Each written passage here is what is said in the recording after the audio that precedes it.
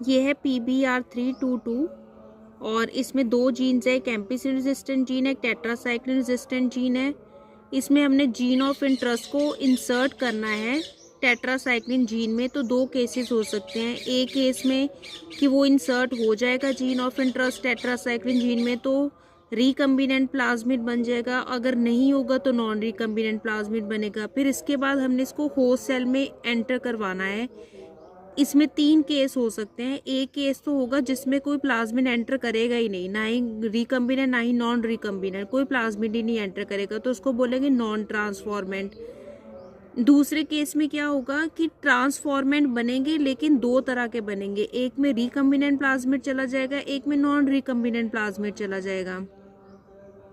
फिर हम इसकी एम्पिसिलिन प्लेटिंग करेंगे। एम्पिसिलिन प्लेटिंग में क्या होगा कि जो नॉन ट्रांसफॉर्मेंट है उसके पास तो प्लाज्मिड गया ही नहीं, तो प्लाज्मिड ही नहीं है तो ना ही उसके पास एम्पिसिलिन की रेजिस्टेंस है, ना ही उसके पास टेट्रासाइक्लिन की रेजिस्टेंस है, तो वो तो एम्पिसिलिन की प्रेजेंस में मर जाएगा, डेथ हो जाएगी उसकी, तो वो तो ग्रो करेगा ही नहीं, कॉलोनी प्रोड्यूस करेगा ही नहीं। तो इस केस में क्या होगा कि हम डिफ्रेंशिएट कर पाएंगे नॉन ट्रांसफॉर्मेंट और ट्रांसफॉर्मेंट के बीच में। ट्रांसफॉर्मेंट के केस में क्या है, हमारे पास रिकम्बिनेंट प्लाज्मिड है, नॉन रिकम्बिनेंट प्लाज्मिड है। रिकम्बिनेंट प्लाज्मिड उसके पास भी एम्पिसिलिन रेजिस्टेंट जीन है, नॉन रिकम्बिनेंट प्लाज्मिड उसके पास भी एम्पिसिलिन रेजिस्टेंट जीन है। दूसरे केस में क्या होगा, हम टेट्रासाइक्लिन प्लेटिंग करेंगे। टेट्रासाइक्लिन प्लेटिंग में क्या होगा कि जो हमारे पास रिकम्बिनेंट प्लाज्मिड है उसमें हमने जीन ऑफ इंटरेस्ट को ऐड किया है, तो उससे तो टेट्रासाइक्लिन जीन डिस्टरप्ट हो गया, तो इसका मतलब जो है वो उसमें टेट्रासाइक्लिन रेजिस्टेंस तो मिलेगी नहीं, इसका मतलब वो ग्रो ही नहीं कर पाएगा, कॉलोनीज नहीं प्रोड्यूस कर पाएगा।